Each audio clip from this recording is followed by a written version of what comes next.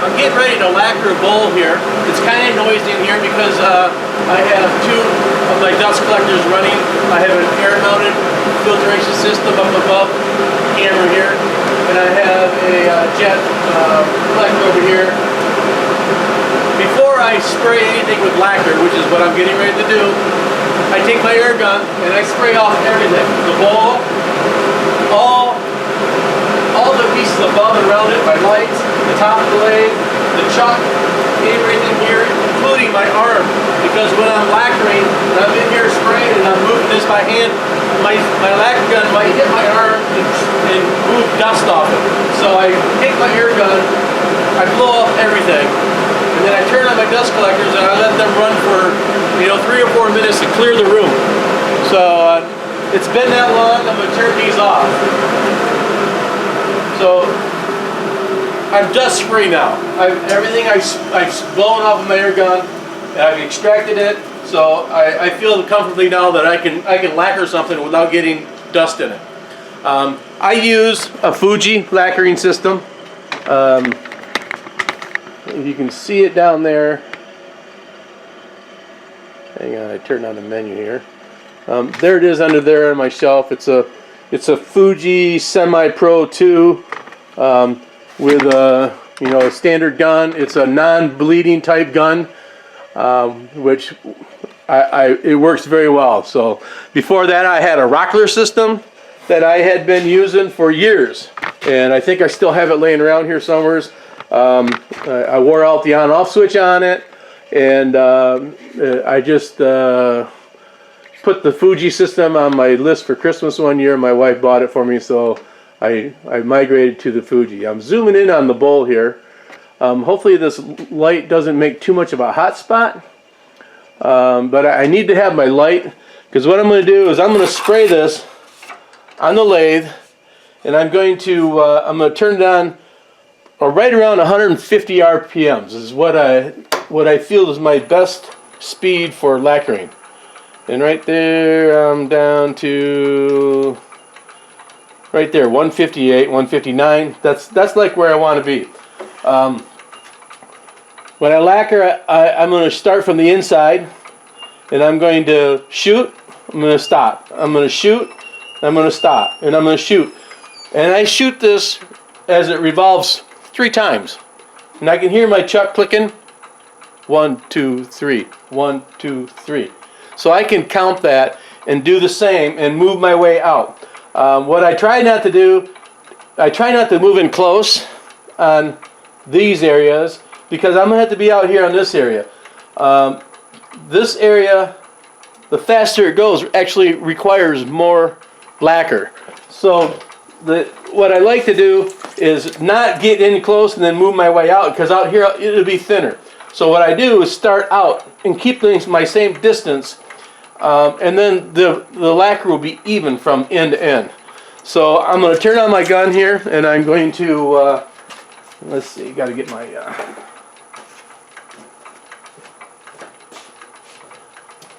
I have my lacquer on one of my buttons on my remote here, so I can. So I'm going to start down here, and I'm going to get the bottom. I'm going to count 3 revolutions. I can see it going. Can't hear it anymore, but I can see it going. So here we go.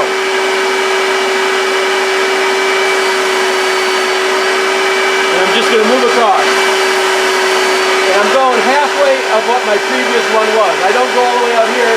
I'm going here, and then I'm going halfway, so I'm blending it.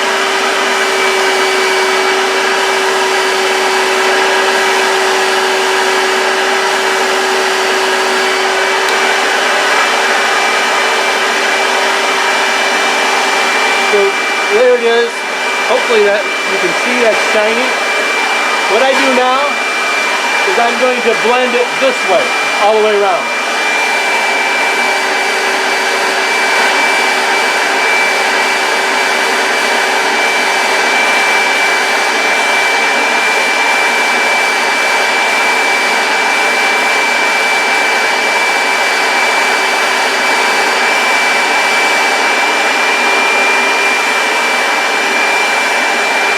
going to kind of look around and see if I got any spots that I missed. Usually if I miss a spot, it's always right here.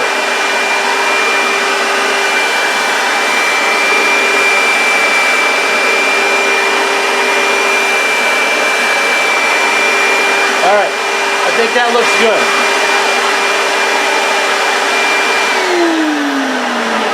So now, let's reposition the camera.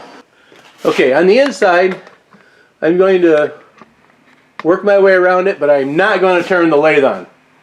It's going to be just by hand.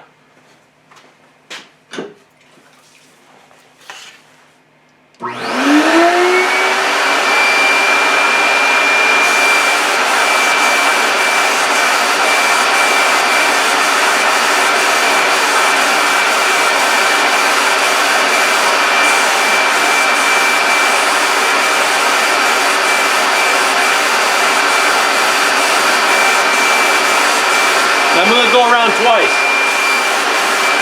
And I always have to watch these areas. For some reason, that's the easiest to miss.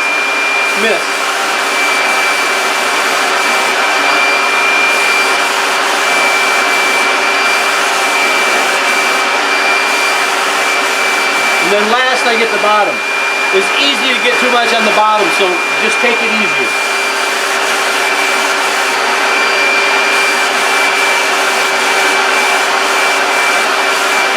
Now I'm going to go one more time around. I'm looking at the light reflection, and I want to see a nice glossy finish all the way around here.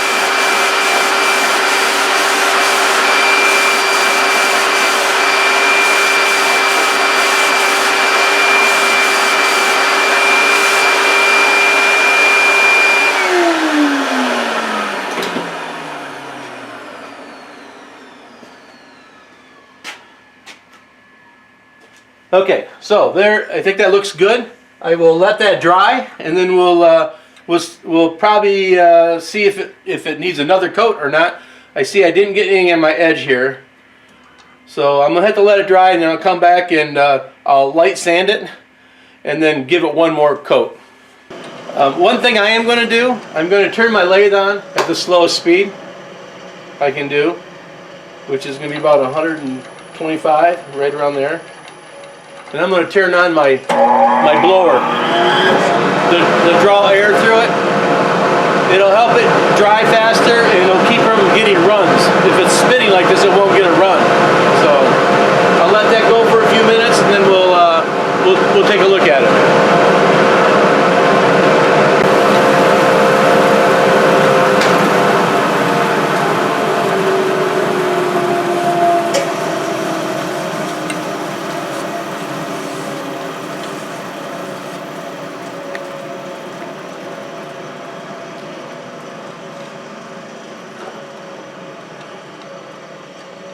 Alright, there's what it looks like now.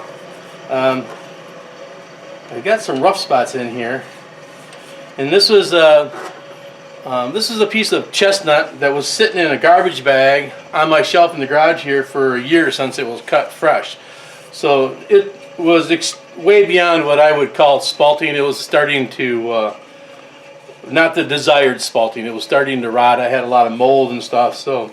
But it was getting pretty punky too, and I can see that now as it's dried. There's some areas here where there's you can see the pockets. I guess that's up to you as to whether or not you're going to want to live with that, or if you want to you can keep light sanding this and applying coats of lacquer until it fills all these little pockets and stuff. Personally, with this piece of wood, I'm not that concerned with it, but I do think I'm going to lightly go over this with some steel wool I like to go over with and just rough it up.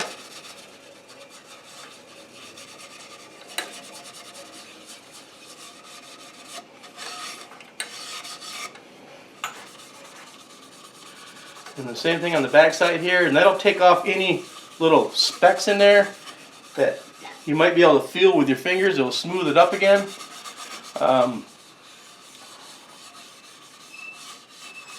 And it'll help bring it down a little bit so I can take away some of those high spots, and more of the little pockets will get filled in on the second coat. So let me turn turn my dust collector back on.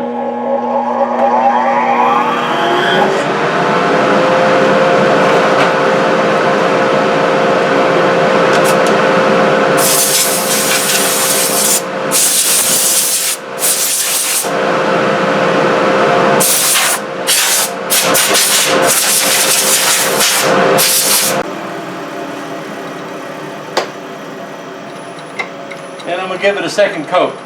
So once again, I'm at about 140, 141 RPMs, 150, 155 is slowly speeding up. I'm back to the 158 I was on the last coat.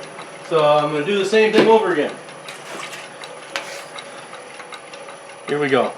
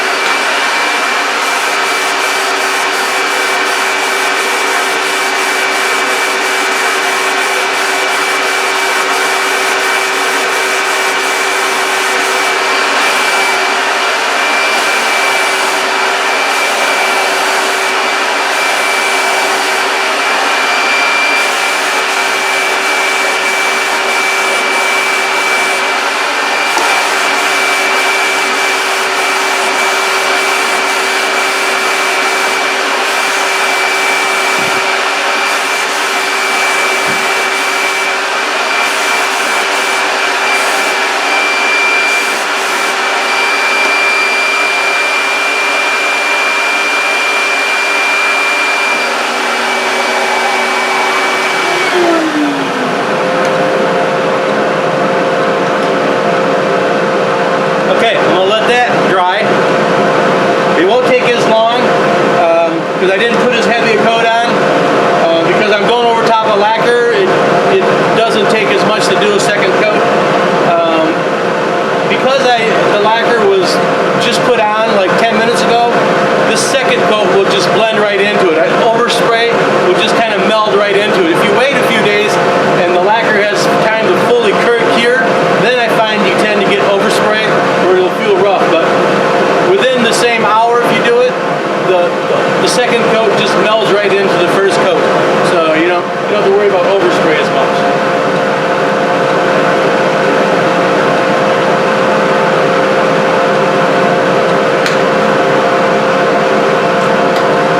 It's almost dry.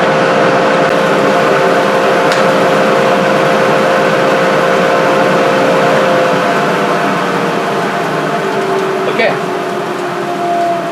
Got a couple minutes, so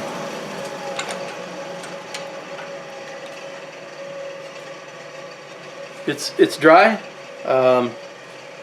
It's acceptable.